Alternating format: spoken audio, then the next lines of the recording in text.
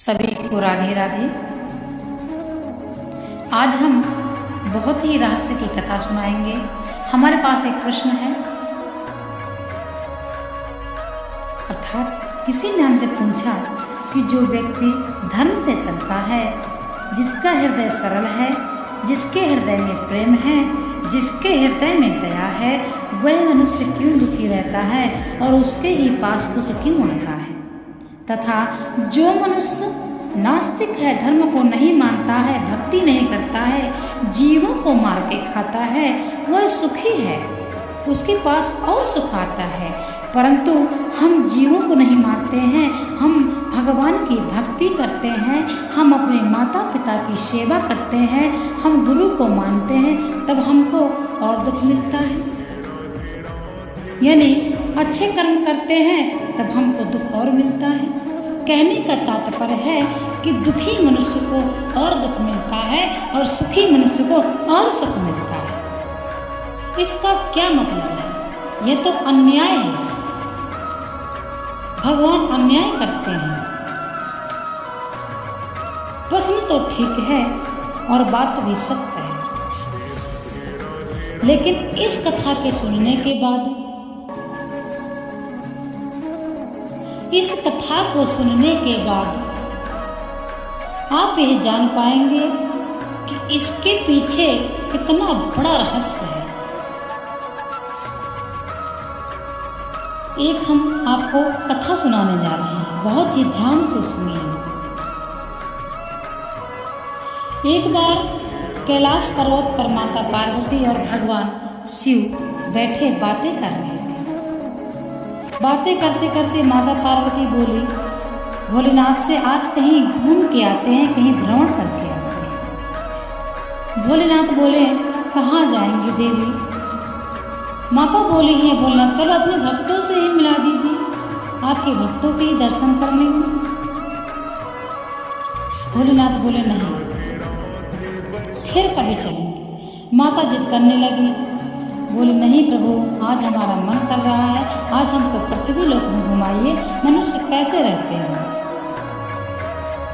भगवान बोले, पार्वती नहीं मानेगी, इसलिए भगवान भोलेनाथ बोले, ठीक है देवी, लेकिन चलने से पहले आपको एक ब्राह्मणी का रूप रखना होगा।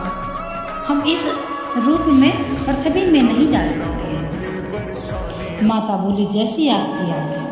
माता पार्वती ने बूढ़ी ब्राह्मणी का रूप रखा और भोलेनाथ ने बूढ़े ब्राह्मण का रूप रखा और पृथ्वी लोक को चल दिए। पृथ्वी लोक में जैसे ही माता पहुंची, बहुत ही खुश हुई देखकर। पूरे पृथ्वी लोक में धीरे धीरे उनका यह मन था कि हम पृथ्वी लोक में आए हैं तो अब यहाँ काफी दिन रुकेंगे और खूब भ्रमण करेंगे। माता और भगवान भोलेनाथ एक गांव में पहुंच गए, पृथ्वी लोक के एक गांव में पहुंच गए। उनको एक सेठ का घर मिला।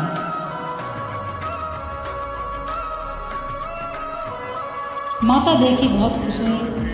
माता ने मनुष्यों को देखा, वाह कितने मनुष्य प्रेम से रहते हैं, कितनी व्यवस्थाएं हैं। भगवान भोलेनाथ से कहने लगे, देखिए मनुष्य अपने बढ़िया अच्छे अच्छे घर बना रखे हैं और दूध की व्यवस्था है, किसी के द्वारे में गाय बंधी है और किसी के घर के अंदर ही गाय है। बढ़िया मनुष्य रहता है। मनुष्य कितना अच्छा है, कितना मिल के रहता है, मनुष्य कितना पशुओं से प्रेम करता है। ऐसे माता देख देख के प्रेम वश हो गई। कहने लगी भोलेनाथ से, भोलेनाथ अभी आप ये मत कहना कि कैलाश पर्वत चलिए, मैं यहाँ काफ़ी दिन रुकूंगी, यहीं पे रुक लीजिए। भोलेनाथ पृथ्वी लोक में ही रुक के आप भजन कर लीजिए, कुछ दिन हमको यहाँ भ्रमण करने का मन कर रहा है। भोलेनाथ बोले, ठीक है पार्वती, परंतु हमारे पास कोई व्यवस्था नहीं है, हम भोजन की कोई व्यवस्था नहीं है और हमें कोई यहाँ जानता भी नहीं है, इसलिए हम यहाँ ज़्यादा दिन तक नहीं रुक सकते हैं। माता बोली, हे भोलेनाथ, आप तो बड़े ही भोले हैं, आपका तो नाम ही भोले है, परंतु आप तो सच में भोले हैं। अरे यहाँ क्या कमी है? हर मनुष्य के पास इतना सब कुछ है, किसी से भी 2 रोटी मांग के खा लेंगे, किसी से दूध लेके पी लेंगे, इतनी गाय बनी है मनुष्य को। भगवान बोले ठीक है, पार्वती तो समझेंगे नहीं। बोले ठीक है, चलिए जैसे आपकी आज्ञा। अब पार्वती और माता भगवान भोलेनाथ चल दिए। चलते चलते उन्हें एक सेठ का घर मिला। अच्छा घर बना हुआ था, द्वारे में बहुत सी गाय थी। माता बोली ये बड़ा आदमी है, इसके पास सब कुछ है, बड़ा सुखी है। भोलेनाथ चलिए थोड़ा यहाँ से दूध ले लेते हैं, इनकी तो कई गाय बनी है, इनकी तो कोई कमी ही नहीं है। भोलेनाथ बोले ठीक है पार्वती चलिए, थोड़ा दूध ले लेंगे और पी लेंगे और भगवान नारायण का भजन करेंगे। अब भोलेनाथ पार्वती से बोले चलिए। माता गई, भोलेनाथ भी गए, ब्राह्मण और ब्राह्मणी के रूप में थे। माता बोली सेठ से, हे महाजन हमें थोड़ा सा आप दूध दे दीजिए। सेठ बोला मैं आपको दूध क्यों दूं? माता बोली हमको भूख लगी है, हमको थोड़ा सा दूध चाहिए और हमारे पास कोई व्यवस्था नहीं है, हम बाहर से आए हैं। सेठ बोला मैं दूध किसी को नहीं देता,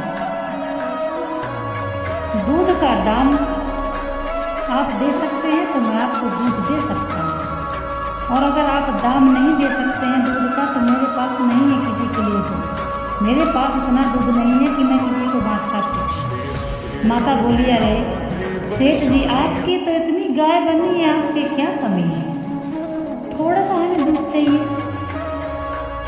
सेठ बोले नहीं, आप जाओ किसी और से मांगो। माता को बहुत बुरा लगा, बहुत बुरा लगा।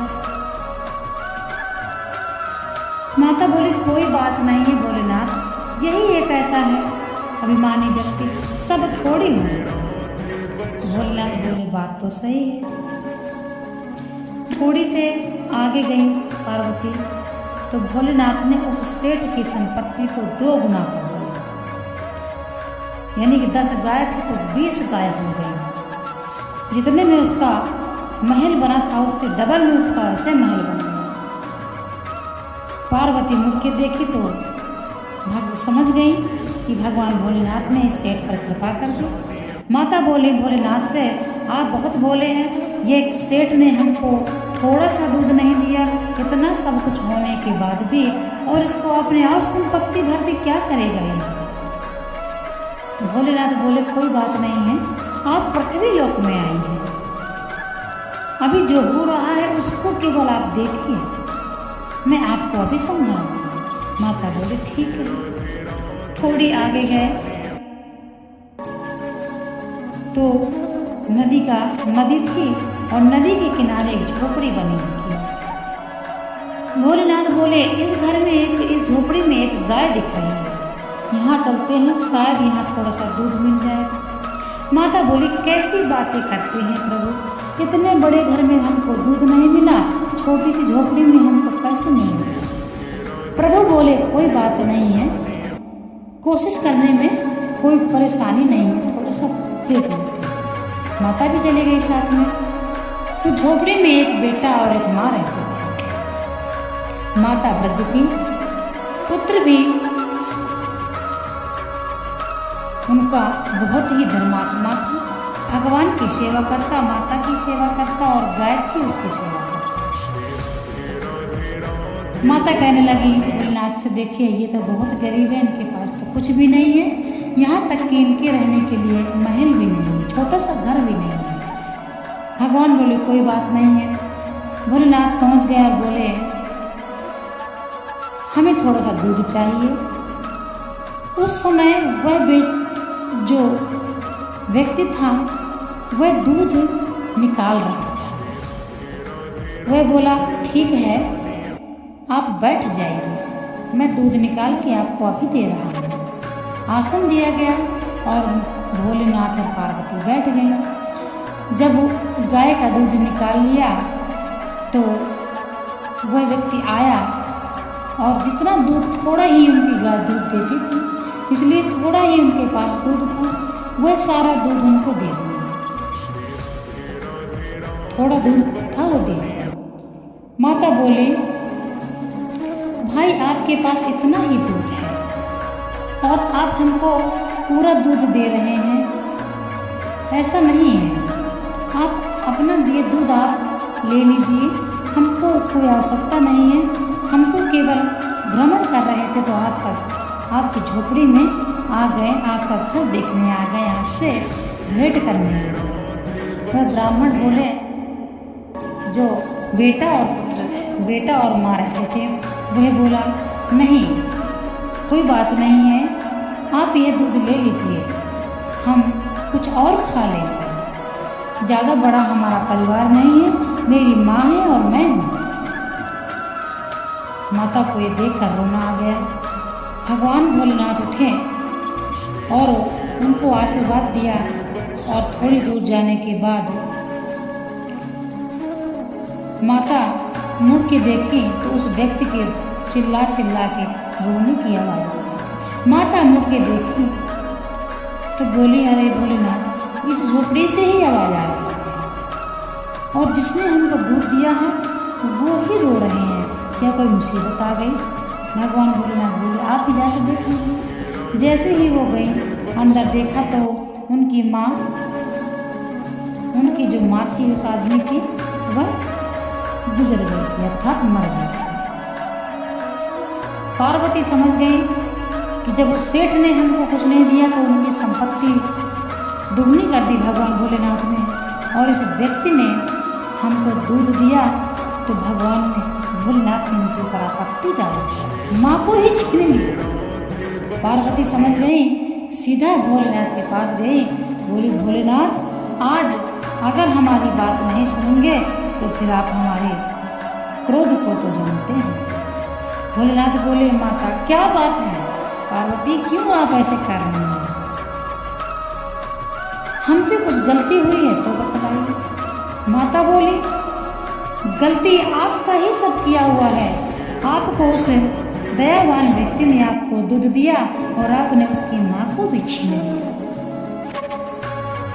तब भोलेनाथ बोले, ठीक है, आप हमारे साथ चलिए, हम आपको अभी समझाते हैं। पार्वती बहुत गुस्से में थी, लेकिन वह सुनने के लिए बोले, ठीक है, जो भी आपके पास बातें हैं थोड़ा जल्दी करके सुनाइए, क्योंकि हमको वहाँ जाना है, तो झोपड़ी में जाना है, उनकी मदद करनी है। भगवान बोले, पार्वती देखो, उस सेठ के पास इतना धन है, फिर भी वह किसी को एक पैसा ना दान करता, ना किसी भूखे को भोजन कराता, ना किसी की किसी प्रकार से मदद करता है। तो वह व्यक्ति इस तरह से पाप कमा रहा है, लेकिन थोड़ी बहुत वो भगवान का नाम लेता है। अब हमने उसकी संपत्ति 2 गुना कर दिया, 4 गुना कर दिया है, तो अब वह व्यक्ति और पाप कर्म करेगा। भगवान का नाम जो थोड़ा सा लेता था वो भी नहीं लेगा। लेकिन जिस व्यक्ति ने हमको दूध दिया, ये भगवान की भक्ति करते हैं, भगवान की तपस्या करता है व्यक्ति, परंतु ये अपनी माँ की वजह से भगवान की पूर्ण रूप से भक्ति नहीं कर पा रहा। इसलिए हमने उसकी माँ को अपने पास बुला लिया। अब वह व्यक्ति अपने जी जान से, पूर्ण श्रद्धा से, पूर्ण विश्वास से भक्ति करेगा, नाम जप करेगा और भगवान को प्राप्त कर लेगा। यह व्यक्ति अब मोक्ष प्राप्त करेगा। अगर इस व्यक्ति की माँ रहती तो इसको बहुत सी व्यवस्था करनी होती, माँ की सेवा, माँ की भोजन की व्यवस्था, माँ का स्नान की व्यवस्था, यह सब व्यवस्थाएं करने में उसका आधा समय खराब हो जाता है, अर्थात आधा समय उसका बर्बाद हो जाता है। तरीके से मोक्ष नहीं पाएगा, क्योंकि माँ उसको अपना समय अपने माँ के लिए देना है। माता पिता भी भगवान का रूप है, माता पिता की सेवा करना चाहिए, लेकिन यदि भगवान जो चाहते हैं उससे बढ़ के कुछ नहीं है। इसलिए मैंने इस व्यक्ति के रास्ते से इसकी माँ को हटा दिया। मैं अपनी इच्छा से उसकी माँ को हटाया, इसलिए इसकी माँ को भी मोक्ष प्राप्त होगा। अब यह व्यक्ति अपना पूरा समय भक्ति में लगाएगा और अंत समय में यह मोक्ष पाएगा, मेरे धाम को आएगा। बोली ठीक है, कितना समय लगेगा? भगवान बोले अब तो यह बात इस व्यक्ति पे निर्भर करती है। माता बोली अब उस सेठ का क्या है? भोलेनाथ बोले अब वह सेठ पाप कर्म करेगा और नरक जाएगा। माता प्रसन्न हुई। इसीलिए जो व्यक्ति पूजा पाठ करता है उसके जल्दी जल्दी दुख कटते हैं। इसलिए पूजा पाठ करने वाला व्यक्ति, सरल हृदय का व्यक्ति दुखी रहता है, क्योंकि उसके पाप कटते हैं। और जो अमीर हैं, धनवान हैं, उनके पाप इकट्ठे होते रहते हैं। तो ऐसी बातों को लेकर आपको परेशान होने की आवश्यकता नहीं है। आप श्रीमद् भागवत गीता पढ़िए, रामायण पढ़िए, आपको सब कुछ समझ में आ जाएगा। जय श्री कृष्ण।